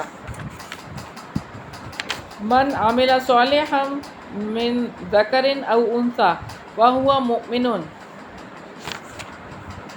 جو شخص نیک عمل کرے خواہ مرد ہو یا عورت اور وہ مومن ہو تو اسے ہم ضرور زندگی دیں گے، پاکیزہ زندگی، اور ہم ضرور بدلے میں ان کا اجر زیادہ اچھا دیں گے جو وہ عمل کرتے تھے۔ ہر مسلمان مرد اور عورت کو خوشخبری دی گئی ہے کہ ایمان لانے کے بعد کوئی بھی قرآن و سنت کے مطابق عمل کرے گا، اللہ تعالیٰ اسے اس دنیا میں راحت اور سعادت اور وسیع رزق حلال عطا کرے گا، اور قیامت کے دن ان کے اعمال صالح کا کئی گنا بدلہ دے گا۔ بس اللہ تعالیٰ فرماتے ہیں فَإِذَا قَرَأْتَ الْقُرْآنَ فَاسْتَعِذْ بِاللَّهِ مِنَ الشَّيْطَانِ الرَّجِيمِ، بس جب آپ قرآن پڑھیں تو شیطان مردود سے اللہ تعالیٰ کی پناہ مانگیں۔ تو سیدنا ابو سعید خدری رضی اللہ عنہ بیان کرتے ہیں رسول اللہ صلی اللہ علیہ وسلم جب رات کو نماز کے لیے کھڑے ہوتے تو اللہ اکبر کہتے، پھر یہ دعا پڑھتے سبحانک اللہم وبحمدک وتبارک اسمک وتعالی جدک ولا الہ غیرک، پھر کہتے لا الہ الا اللہ 3 بار، پھر کہتے اللہ اکبر کبیرہ 3 بار، پھر کہتے اعوذ باللہ السمیع العلیم من الشیطان الرجیم من ہمزہ ونفخہ ونفثہ، میں اللہ کی پناہ طلب کرتا ہوں جو سننے والا جاننے والا ہے شیطان مردود سے، اس کے قبض سے، اس کے تکبر سے اور اس کی شعر و شاعری سے۔ ابو داؤد کی 775 نمبر روایت ہے۔ یقیناً ان لوگوں پر اس کا کچھ غلبہ نہیں جو ایمان لائے اور جو اپنے رب پر بھروسہ کرتے ہیں۔ اس کا زور تو صرف انہی پر چلتا ہے جو اس سے دوستی رکھتے ہیں اور جو اللہ تعالیٰ کے ساتھ شریک کرنے والے ہیں۔ رکوع نمبر 20 ہے وَإِذَا بَدَّلْنَا آیَةً مَكَانَ آیَةٍ، اور جب ہم ایک آیت کی جگہ دوسری آیت تبدیل کرتے ہیں اور اللہ تعالیٰ ہی بہتر جانتا ہے جو بھی وہ نازل کرتا ہے، تو وہ کہتے ہیں تو خود ہی گھڑنے والا ہے، بلکہ ان میں سے اکثر لوگ علم نہیں رکھتے۔ قُلْ نَزَّلَهُ رُوحُ الْقُدُسِ، آپ کہہ دیں کہ روح قدس نے تمہاری رب کی جناب سے حق کے ساتھ اس کو اتارا ہے تاکہ وہ ایمان والوں کو ثابت قدم رکھے اور فرما برداروں کے لیے ہدایت اور خوشخبری ہو۔ اور ہم جانتے ہیں یقیناً وہ کہتے ہیں کہ بے شک اسے تو ایک آدمی سکھاتا ہے جس آدمی کی طرف وہ غلط منسوب کرتے ہیں، اس کی زبان اجمی ہے اور یہ واضح عربی زبان ہے۔ یقیناً جو لوگ اللہ تعالیٰ کی آیات پر ایمان نہیں رکھتے اللہ تعالیٰ ان کو ہدایت نہیں دیتا اور ان کے لیے دردناک عذاب ہے۔ ابو سفیان نے شاہ روم سے کہا تھا کہ ہم نے بعثت سے پہلے کبھی آپ صلی اللہ علیہ وسلم کو جھوٹا نہیں پایا۔ اس پر ہرقل نے جواب دیا تھا کہ جس نے لوگوں پر جھوٹ نہیں بولا وہ اللہ تعالیٰ پر کیسے جھوٹ بول سکتا ہے۔ بخاری کی 7 نمبر روایت ہے۔ من کفر باللہ من بعد ایمانہ، جس نے اپنے ایمان کے بعد اللہ تعالیٰ سے کفر کیا ما سوا اس کے جسے مجبور کیا گیا ہو مگر اس کا دل ایمان پر مطمئن ہو، لیکن جس نے اپنے سینے کو کفر کے لیے کھول دیا تو ان پر اللہ تعالیٰ کا غضب ہے اور ان کے لیے بہت بڑا عذاب ہے۔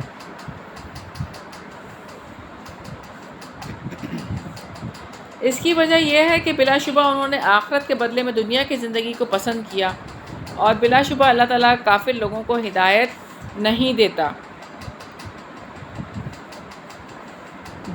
انہوں نے ایمان کے مقابلے میں کفر کو پسند کیا تو اللہ تعالیٰ نے انہیں ہدایت سے محروم کر دیا۔ اولئک الذین طبع اللہ علی قلوبہم وسمعہم وابصارہم واولئک هم الغافلون، یہ وہ لوگ ہیں جن کے دلوں پر اور کانوں پر اور آنکھوں پر اللہ تعالیٰ نے مہر لگا دی ہے، اور یہی لوگ غافل ہیں۔ یعنی اب وہ کوئی بھلائی کی بات نہ ان کے دل قبول کر سکتے ہیں، نہ ان کے کان کوئی بھلائی کی بات سن سکتے ہیں، نہ ان پر کسی بھلائی کی بات کا یا نفع مند بات کا اثر ہو سکتا ہے۔ لازمی بات ہے کہ آخرت میں یہی لوگ خسارہ اٹھانے والے ہیں۔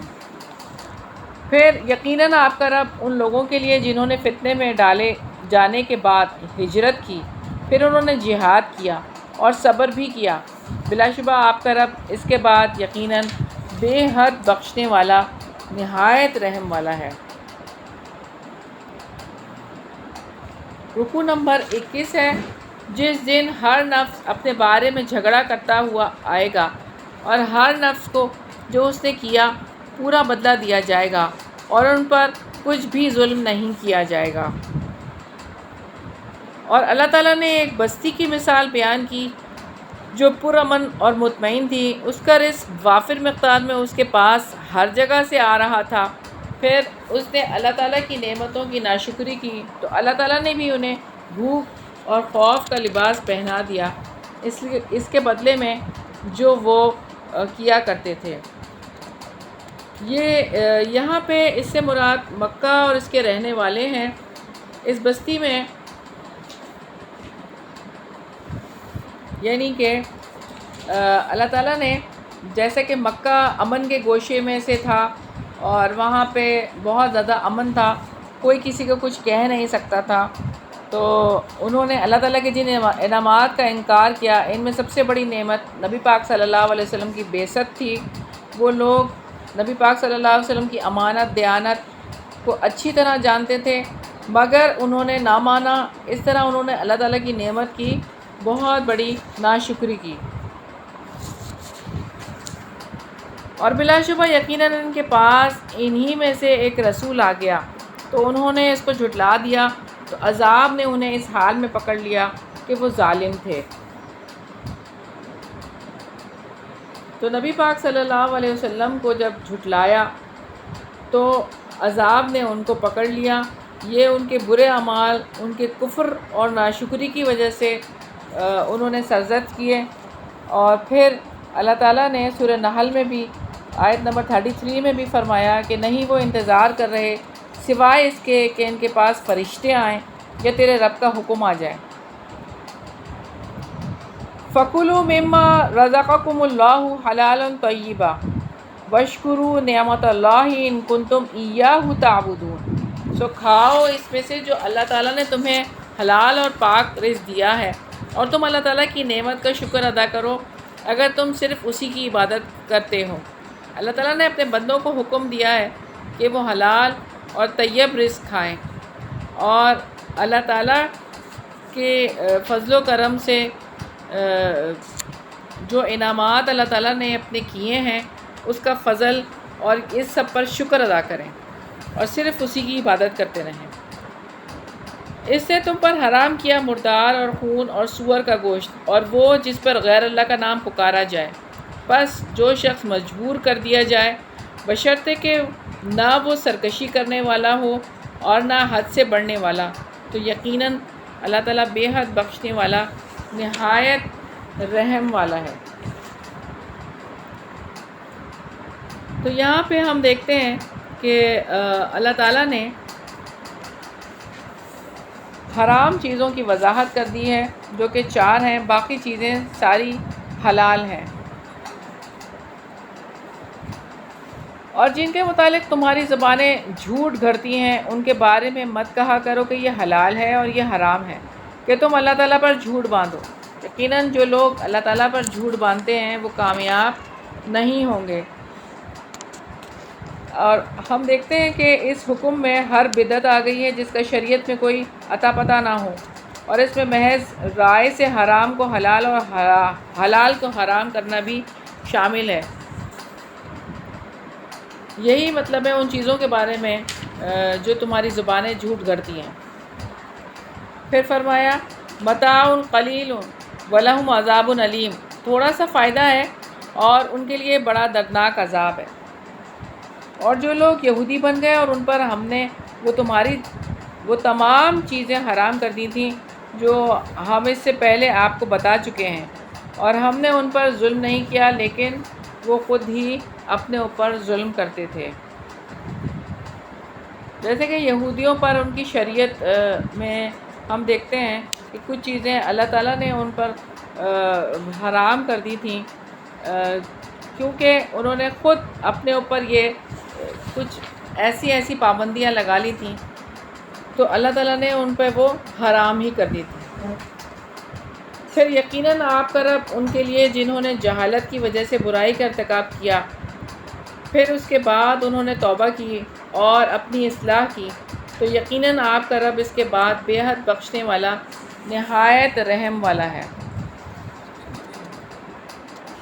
سیدنا ابو ذر اور معاذ بن جبل رضی اللہ عنہما سے روایت ہے، نبی پاک صلی اللہ علیہ وسلم نے فرمایا کہ تم جہاں بھی ہو اللہ تعالیٰ سے ڈرو، گناہ کر لینے کے بعد فوراً نیکی کرو، وہ اسے مٹا دے گی، اور لوگوں سے حسن اخلاق سے پیش آؤ۔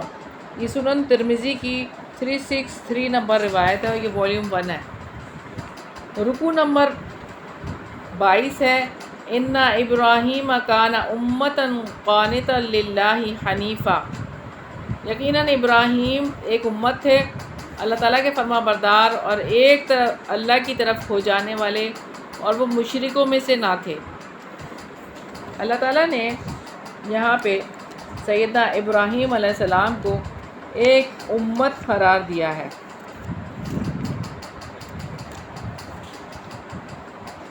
کیونکہ وہ یکسو تھے، جبکہ پوری دنیا میں شرک کا دورہ تھا۔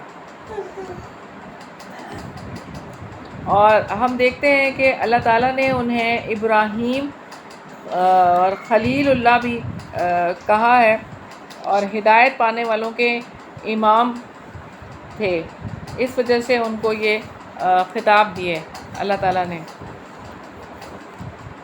اور ہم دیکھتے ہیں کہ حضرت ابراہیم علیہ السلام بچپن اور بڑھاپے میں اللہ تعالیٰ کی خالص توحید کو انہوں نے پا لیا تھا، اور اللہ تعالیٰ نے یہ بات اس لیے کہی ہے کہ مشرک ان سے اپنا تعلق قائم نہ کریں۔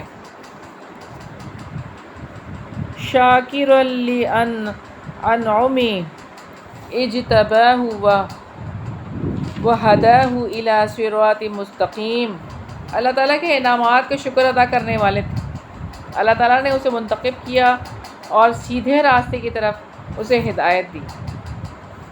اللہ تعالیٰ نے اتنی خوبصورت صفات حضرت ابراہیم علیہ السلام کے حوالے سے بیان کی ہیں کہ دنیا میں بھی بھلائی عطا کی، اللہ تعالیٰ نے ان کو ظاہری اور باطنی نعمتوں سے نوازا، اور انہوں نے ان نعمتوں پر اللہ تعالیٰ کا شکر ادا کیا، اور ہم نے اسے دنیا میں بھلائی دی، اور بلا شبہ آخرت میں وہ یقیناً نیک لوگوں میں سے ہوگا۔